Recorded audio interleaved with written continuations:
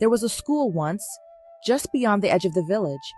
Built from mud and painted white, it sat quietly beside the tall grass, a place where laughter used to rise with the morning sun. Every parent in Ebo community sent their daughters there. It was the only school for miles, and the teacher, Miss Nwoke, was said to be the most educated woman in the province. She had come from the city with books, big ideas, and a smile that never quite reached her eyes. At first, everything seemed fine. The girls came back each day with stories and poems and songs they'd learned. They laughed louder. They walked prouder. But then it started. First, it was Chimaka. One morning, she left with her books in a green bag, waving goodbye to her mother. She never returned. The school claimed she left early, perhaps to visit her grandmother's compound, but her grandmother never saw her. A week later, Kamsi vanished. She had stayed after school for extra lessons, her mother said.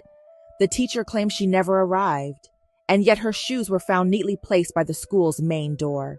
By the third disappearance, the village had gone quiet. Parents began keeping their daughters at home.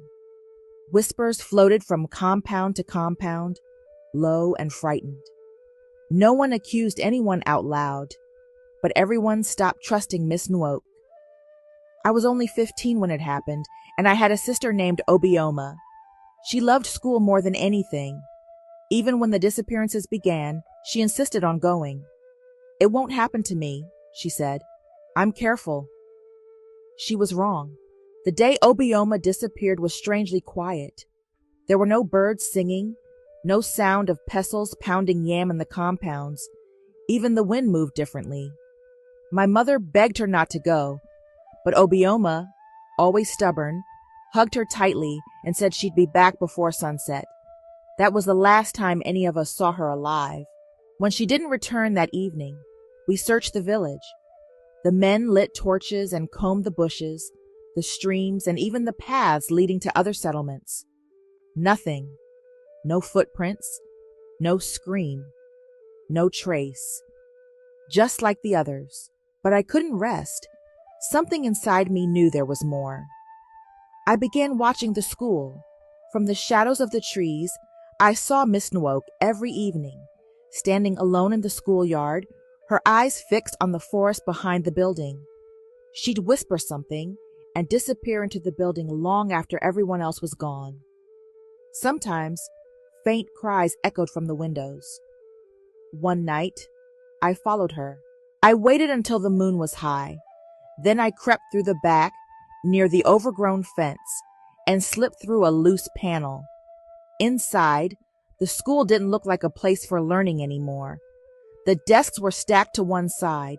Symbols I'd never seen before were carved into the walls. Candles burned in places no one should light candles. The air was heavy, like something unseen was breathing next to me. Then I heard it.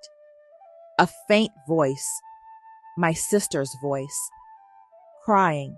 Her voice was soft, but it was unmistakably hers. "Help me," she whispered, over and over again, as though trapped behind a wall too thick to break.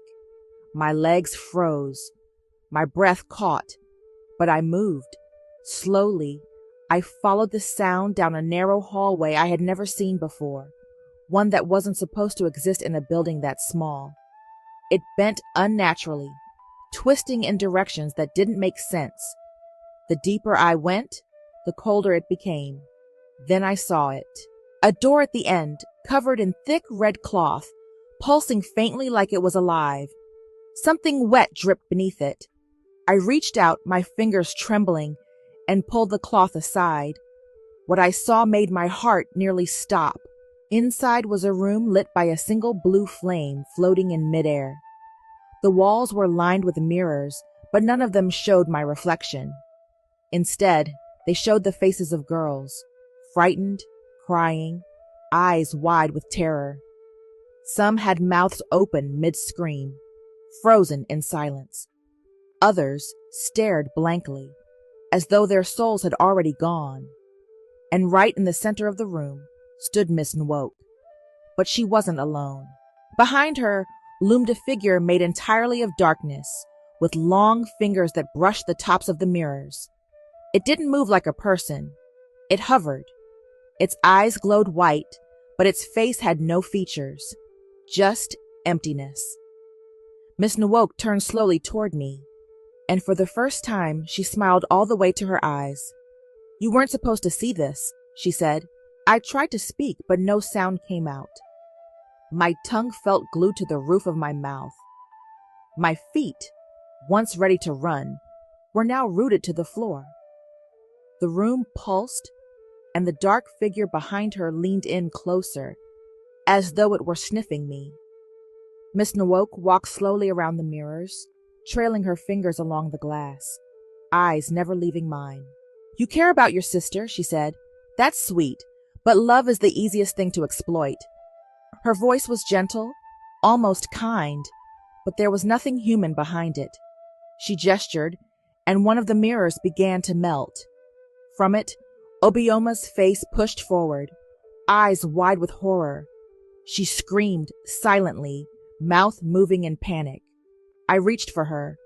The glass was cold, and yet it burned my skin. Miss Nwoke tilted her head. "You could trade places," she said. "If you really love her, all it takes is a promise." I turned. The shadow was circling me now, whispering things I couldn't understand. My head ached. I saw flashes.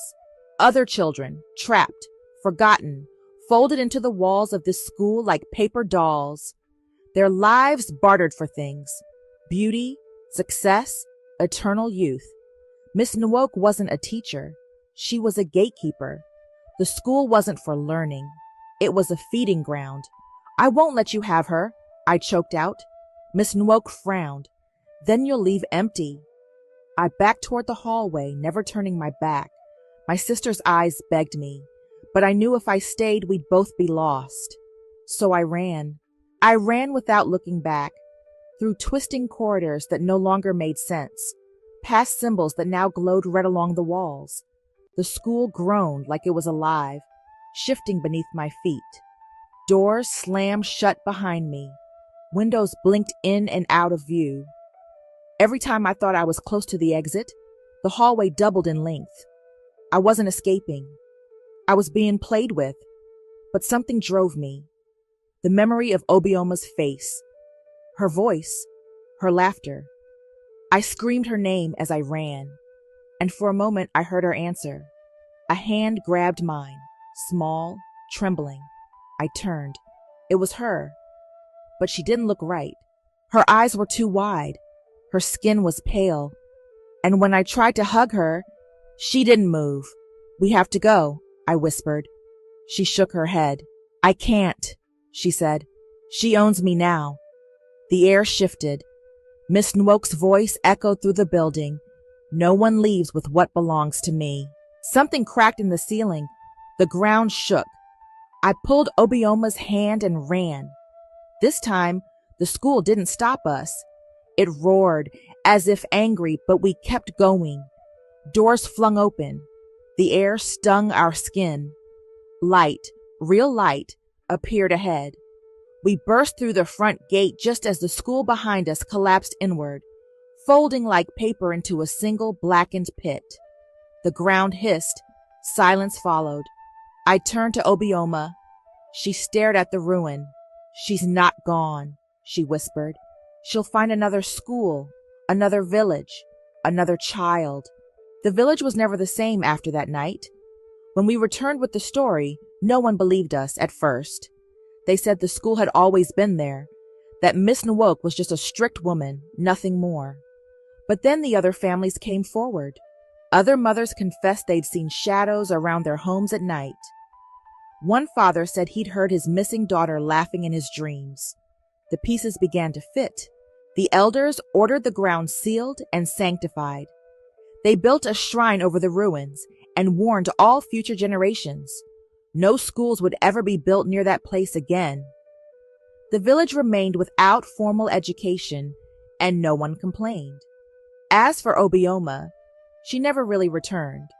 Her body came back, yes, but her spirit, it was like part of her stayed behind.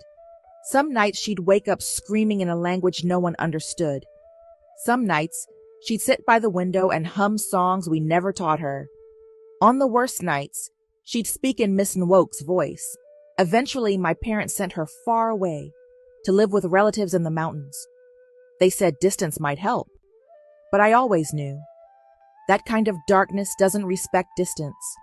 It remembers. It waits. I still live in the village. I never married. I never left. And every now and then, I walk past the shrine. Sometimes, when the wind is right and the moon is full, I swear I can hear a school bell ring. Once, twice, and then the sound of children laughing. But we don't talk about it anymore, because some girls went to school and never came back. I hope you enjoyed the story. If so, please like the video, comment what you learned from the tale, and don't forget to subscribe to the channel for more enchanting tales just like this one. Thank you.